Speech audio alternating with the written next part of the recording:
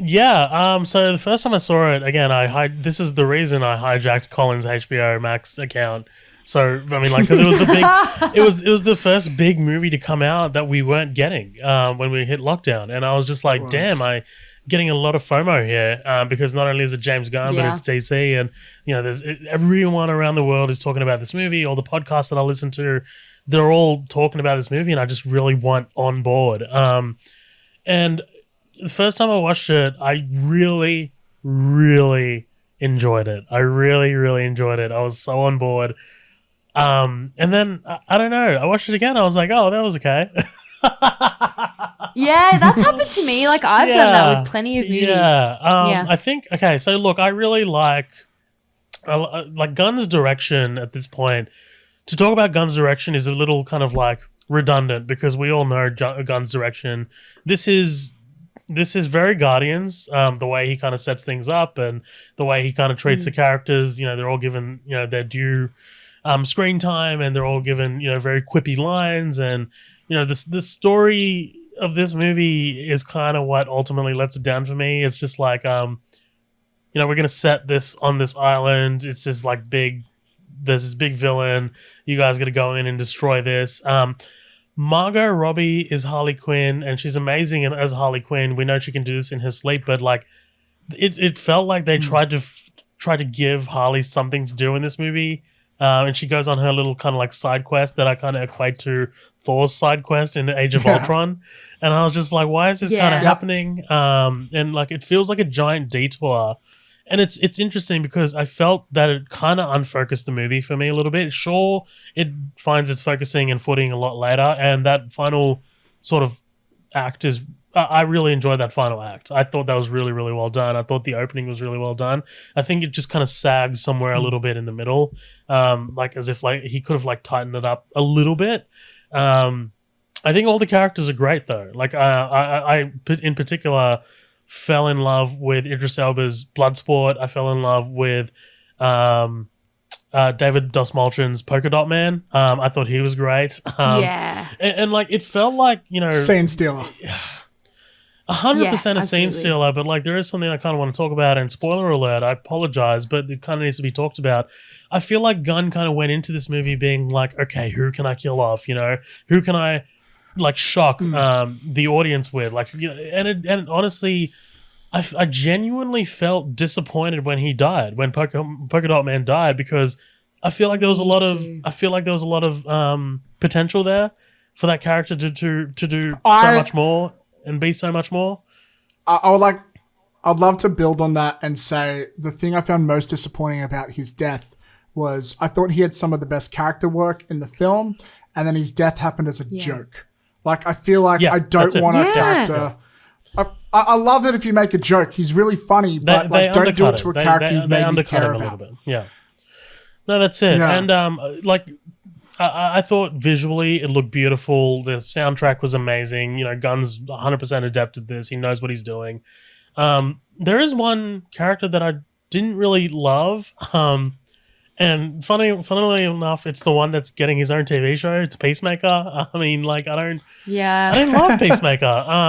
Don't get it. Yeah. I did start to like him a lot more, especially with that moment where he kills Rick Flag, because I think that's what was missing from Peacemaker with me. It was like a drama. He was just a bit too comedic for me. Yeah.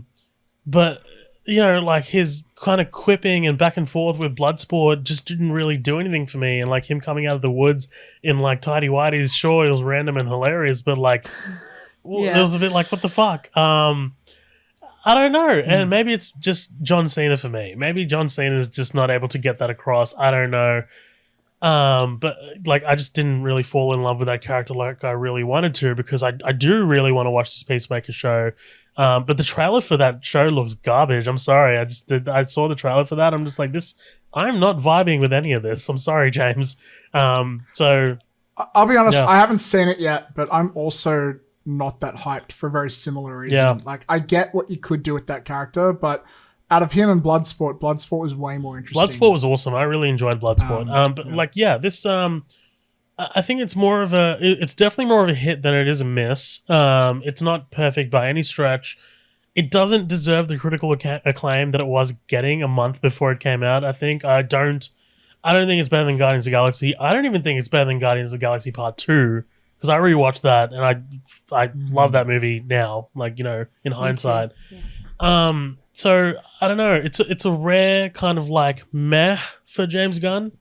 And like he's gonna take this and run with it. He's gonna have a ball in DC and Marvel. He's gonna walk between worlds. But this first kind of like, look, it's 100% better than the David Ayer version. I'll give it that.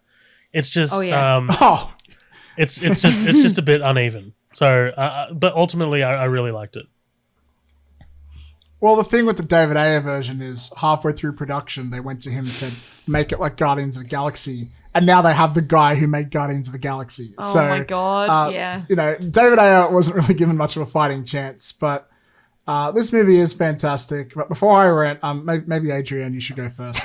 So I won't shut up. I am really happy to hear that you guys loved Polka Dot Man as much as I did. I felt personally attached to him. Love David Dastmalchian. I was like, oh my God, he's so fucking great. His face just says 2,000 words every second. But I loved the opening was maybe even my favorite part. I just thought it was crazy. And I was like, what the fuck's going on? I like the misdirect. Yeah. Oh my God. It was great. That was one of the best misdirects ever. Like, because you go in knowing a bunch of them are going to die, but you don't think they're all going to die straight away. It was awesome. And tell me about it. Pete Davidson died, I was like I knew he'd have a small role, but I was like, what is happening right now? It was crazy. I loved it so much. I was literally like, I was like, okay, wait. Is this going to be some weird simulation where they're not actually dying? They're just practicing because these guys have to be in the movie. And then when that didn't happen, I was like, okay, what the fuck am I in for? But I really, really liked it. From like, that was my standard straight off the bat. So I was like, all right, here we go. This is going to be like a 10 out of 10. I was happy. Like, I was pretty happy with like everyone in it. I do agree that Peacemaker was my least favorite. I generally enjoy John Cena just being John Cena. I don't mind him, but that character, I don't know, like he sort of ticked me off a little bit. But I also really liked Ratcatcher. I'd say Ratcatcher and Polka Dot Man were my two faves. Polka Dot Man was like King Shark 1. as well is up there for me as well. Yeah, King Shark. Oh my God. Sylvester Stallone. That's so funny. Yeah, I love that he did that. I really, really love that he did that. But yeah, I feel like I did enjoy it. I didn't hate it by any stretch. Harley was Harley, I do love her a lot, but she wasn't my favorite part of the film. Although I did love her, like her javelin scene. Yeah. Coming out of the building. So that awesome. was really epic. And I really hoped that he was not going to die. I really liked him. And when she sort of carried that for the rest of the film, I felt something, my heart swelled up a little bit inside. I think I'd probably, if I was going to give it a score out of 10, I'd probably give it like a 7. I probably would watch it again. I do feel like I'd have the same reaction where it probably wouldn't hit me so hard because the height was the beginning for me. I'm keen to see more. Like if they keep the same sort of like behind the scenes crew going, I'd be keen to see another one. So long as they don't polka dot us again and just wipe him out. That was really sad. That was really sad. Don't polka dot us. Yeah, don't do it, guys. Make it a verb. Yeah, I'd watch a whole solo movie of him, to be honest. And his mother. Like, I think that'd be really cool. Give me the prequel. Give me the prequel. I know, give me the prequel. I want to see it. But yeah, I'm sure DC have had those talks already. Like, something that seems to be moving forward is like make a movie and then a show. Like, we got this and we got Peacemaker. And with the Batman, we are getting GCPD. A Gotham PD show. Yeah. And apparently there's talks of Colin Farrell doing a Penguin movie as well. Yeah, I heard about that. Sorry, not Colin Farrell. Colin Farrell. No, Colin Farrell. Farrell. You I got it right. Colin Firth is someone else. I'm bad. Yeah. Like, look, guys, it's even the white guys. I even mess their names up. I'm bad with everything. I'm an equal opportunity bad namer. Look, I'll be really quick here, but like, I'm over the moon about this movie. It is one of my favorite superhero movies I've seen in a while. I love James Gunn's voice, and I feel like it is really refined here, especially with I like this aesthetic slightly more. I love than Guardians. I just like how grounded it is. Obviously, you can't do that type of aesthetic with a movie like Guardians, but I still love that energy came along.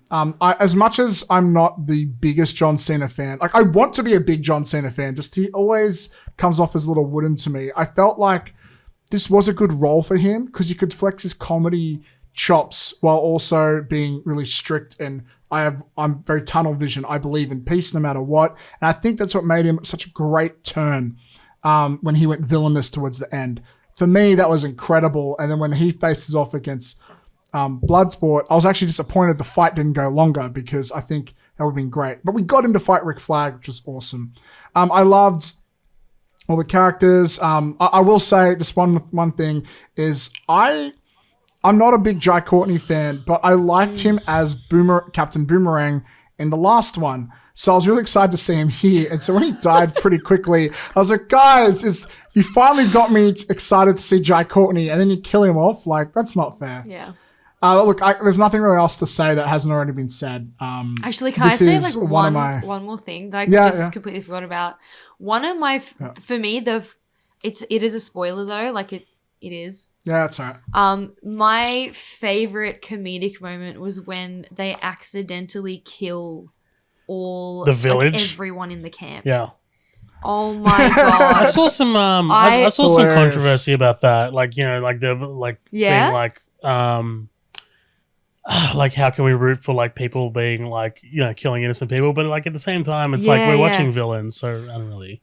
Yeah, it's dark. Like it's automatically tainted. It was hilarious. But that was just like they have bombs in their neck for a reason. They just were doing what they thought was like the right thing to do, and the fifth hand embarrassment was real. Mm-hmm. I was like, holy shit. Yeah.